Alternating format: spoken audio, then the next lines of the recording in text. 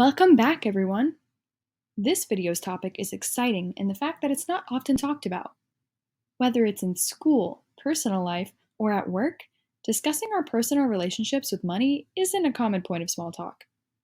So hopefully you find yourself learning lots of new and useful tips for how you can manage your financial self-care. According to the About Markets personal finance team, financial self-care is focusing your time and energy on your money situation, making concrete plans and goals to cultivate a better financial future, and finding ways to support a healthy money mindset. Proper financial self-care can look like making goals for your finance, filing your taxes on time, knowing what bills you have and when their payment is due, being able to save and budget your money, checking your bank accounts to monitor them, look for trends in the way that you spend your money, know when you get paid, and return things for refunds when you know you won't use or won't need them. According to the University of New Hampshire, here are some signs that you have good financial wellness. You aren't living beyond your means, which is when you're spending more money than what you realistically can afford on your current salary. You're learning to establish a personal budget and how to manage your own money. You think long-term when it comes to your spending. For example, you've set up a savings account, retirement account, or investment account. You're working on building good credit, like paying your credit cards off on time. If you have student debt, you're planning on how and when you'll pay it back. Most importantly, you don't let your money be the driving force of your life, and you don't let it indicate your self-worth. So how do we check in with our current financial wellness? According to the University of New Hampshire, here are a few questions that will help out. If you're in school, are you going to need to find a job on or off campus? How does money impact your emotional wellness? Have you been thinking through how you plan to pay back your debts? Have you saved some separate spending money for fun activities? Are you able to pay your current expenses and still have some money to pay additional costs? If not, do you know where to go for help? One reason finances aren't often discussed in casual conversation is because it can feel personal and possibly stressful to talk about. Talking about money may even make you start to feel overwhelmed. So let's talk about some simple steps that you can take to start your financial self-care journey, if that's an area of your lifestyle you'd like to improve. First, circling back to the idea of making goals for your savings and spending, make sure you're setting realistic financial goals.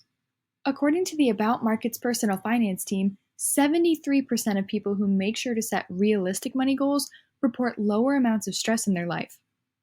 I think it's safe to say we'd all appreciate less stress, so don't be afraid to take charge of your spending habits.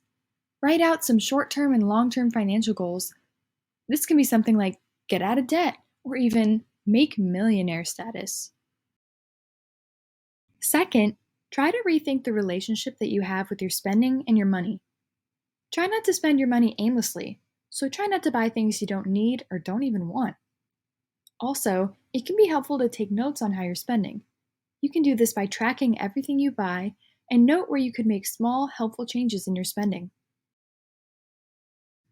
Third, establish healthier money habits for yourself. Set up savings accounts so you'll have money for fun, but also for those emergency funds. Life can be unpredictable, so you'll thank yourself for that extra cash during those unavoidable, expensive moments. Cut unnecessary spending. We all love to buy ourselves a new piece of clothing occasionally, but you probably don't need to purchase 10 sweaters on a random Tuesday. Also, investigate ways you can invest in your wealth. Set up automatic deposits for retirement and savings accounts.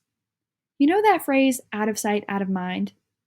Automatic deposits can make saving your money even easier because when we see our money sitting in the checking account, it can be more tempting to spend. Fourth, here's a tip for the workplace.